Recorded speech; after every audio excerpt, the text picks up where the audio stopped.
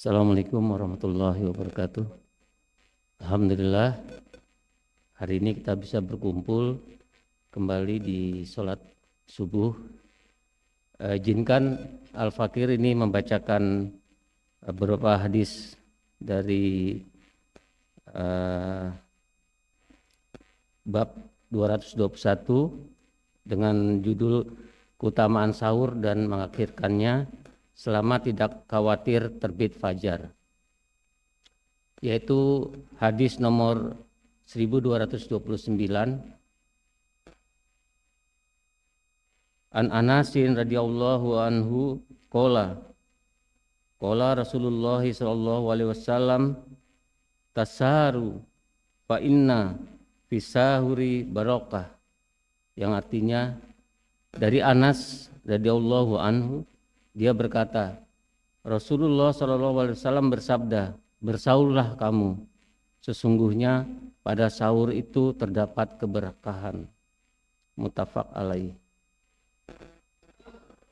Keterangan hadis ini, hendaknya kita jangan meninggalkan sahur, karena di dalam sahur itu mengandung kebaikan dan keberkahan.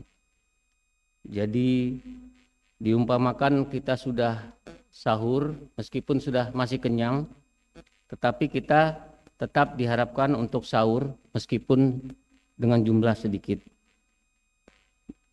Karena di dalam sahur itu terdapat kebaikan dan keberkahan. Selain itu, sahur juga memberikan semangat untuk lebih banyak melakukan kebaikan karena akan terasa lebih ringan jika melakukan puasa. Oleh sebab itu Rasulullah SAW menyebutnya dalam hadis sahih beberapa jalur, yaitu halumma illal qoda ilmu barok, marilah makan makanan yang penuh berkah. Artinya makanan yang penuh berkah ini adalah makan sahur. Kemudian hadis nomor 1230, wa an Zaid bin Sabit radhiyallahu anhu qala tasaharna ma'a Rasulullah sallallahu alaihi wasallam summa kumma ya as-shalah killa kam kana bainahuma qala qadra kamsina ayat. Dari Zaid bin Sabit radhiyallahu anhu, ia mengatakan, kami pernah bersahur bersama Rasulullah sallallahu alaihi wasallam, kemudian kami bangkit untuk mengerjakan sholat.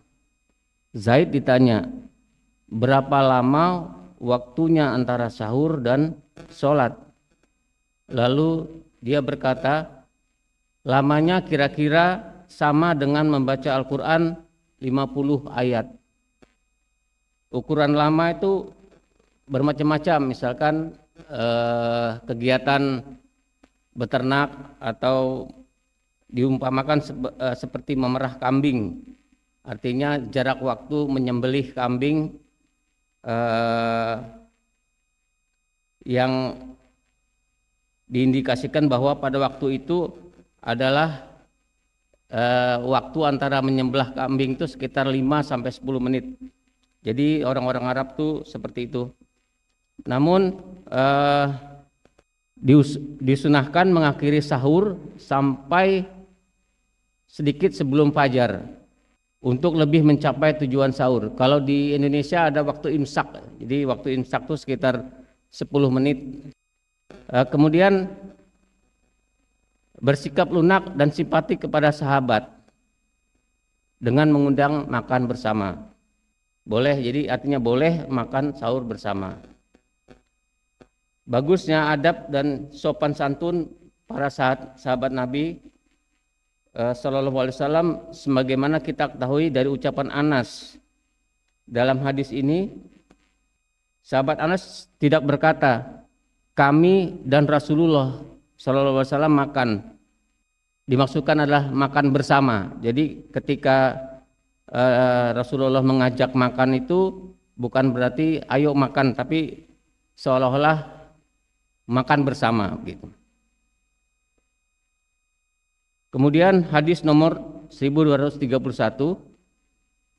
artinya dari Ibnu Umar radhiyallahu an, ia berkata, Rasulullah SAW mempunyai dua muadzin, yaitu Bilal dan Ibnu Ummi Maktum. Rasulullah SAW bersabda, sesungguhnya Bilal menyerukan azan pada waktu masih malam. Karena itu makan dan minumlah sampai Ibnu Maktum azan. Jarak waktu antara kedua azan itu hanya dari turunnya Bilal dan kemudian Ibnu Maktum naik. Hadis ini diriwayatkan oleh Al-Bukhari dan Muslim. Kemudian kandungan hadis ini ada dua, yaitu fajar kadzib dan fajar sadik. Fajar kadzib itu artinya fajar yang bohong, sementara fajar sadik itu fajar yang benar. Artinya tadi seperti yang saya bilang, kalau misalkan ada azan jam 3 subuh, itu fajar ini tidak boleh mengerjakan sholat subuh. Jadi dia hanya sebagai pengingat bahwa tidak lama lagi akan azan subuh. Kemudian sementara untuk fajar sadik atau fajar yang benar, yaitu pada waktu itu makan telah tiba waktu diharamkan bagi orang yang berpuasa dan telah diperbolehkan mengerjakan sholat subuh. Rasulullah SAW bersabda, yang artinya fajar itu ada dua. Fajar yang pertama, yakni tidak mengharamkan makan dan tidak membolehkan sholat subuh. Fajar yang kedua yaitu mengharamkan makan dan boleh sholat subuh. Artinya di sini batas akhir makan itu adalah ketika suara azan berkumandang. Hal ini diriwayatkan oleh Ibnu Khuzaimah, Al-Hakim, Al-Daruqutni, Al-Baihaqi dan lain. Oleh karena itu Rasulullah SAW mengangkat dua orang muazin, yaitu Bilal dan Ibnu Maktum. Perlu diketahui oleh seorang muslim, fajar kadzib adalah cahaya putih. Jadi ada cahaya putih yang tegak seperti ekor singa. Kemudian fajar sodik adalah cahaya merah memancar terang menyinari lereng-lereng dan puncak pegunungan. Dari Samurah radhiyallahu anhu, ia berkata, Rasulullah SAW bersabda, janganlah kamu terpedaya untuk berhenti makan sahur oleh azan Bilal. Jangan pula oleh cahaya putih tegak di pagi subuh.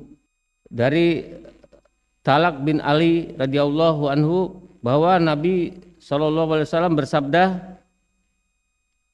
makanlah dan minumlah, janganlah terbedaya untuk meninggalkan makan sahur oleh cahaya tegak. Makanlah dan minumlah kalian sampai jelas bagimu cahaya merah di ufuk. Kemudian Rasulullah SAW menjelaskan bahwa Bilal menyerukan azan pada waktu masih malam.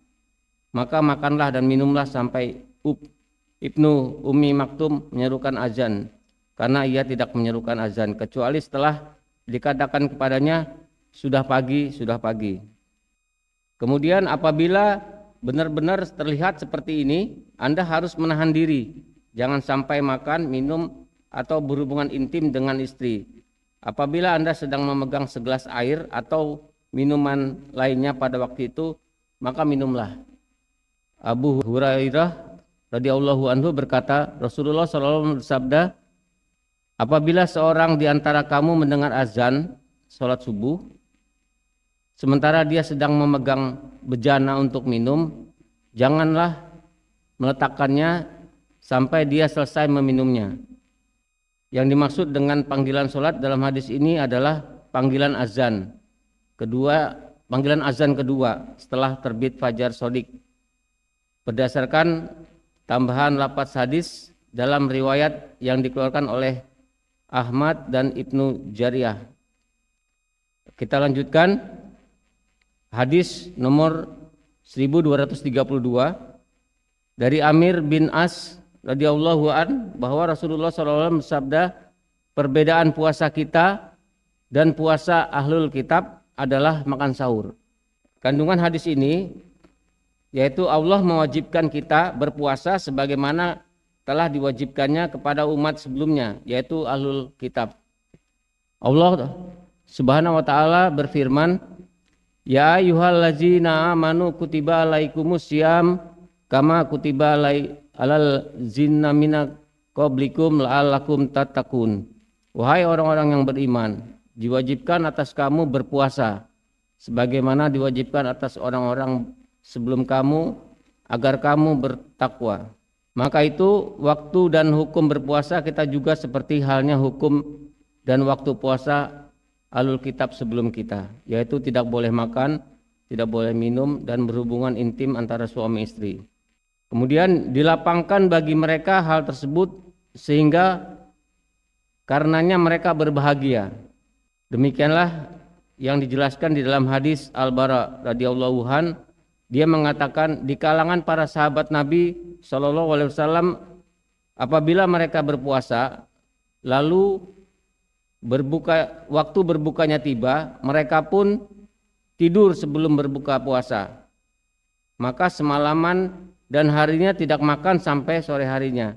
Disebutkan bahwa Qais bin Sirmah Al-Ansari radhiyallahu anhu berpuasa. Ketika waktu berbuka telah tiba, dia datang kepada istrinya dan bertanya, "Apakah kamu punya makanan?" Istrinya menjawab, "Tidak punya. Tetapi biarkanlah saya pergi untuk mencarinya untukmu." Sehari itu Qais bekerja terus, tidak lama dia tertidur. Lalu istrinya datang. Setelah istrinya melihat Qais tertidur, berkatalah dia, "Percuma kamu." Kemudian di pertengahan siang Qais pingsan, artinya dia tidak makan sahur. Kemudian dia mencari pekerjaan, dia terlelah, ketiduran, dan kemudian Qais pingsan. Nah, ini disebabkan karena dia tidak makan sahur dan dia tetap bekerja sehingga dia pingsan. Maka hal ini dilaporkan kepada Nabi Shallallahu Alaihi Wasallam, lantas turunlah ayat ini. Dihalalkan bagimu pada malam hari berpuasa bercampur dengan istrimu. Demikian Bapak Ibu yang bisa saya bacakan tentang bab 221 keutamaan sahur dan mengakhirinya selama tidak khawatir terbit fajar. Demikian, mohon maaf jika ada kekurangan.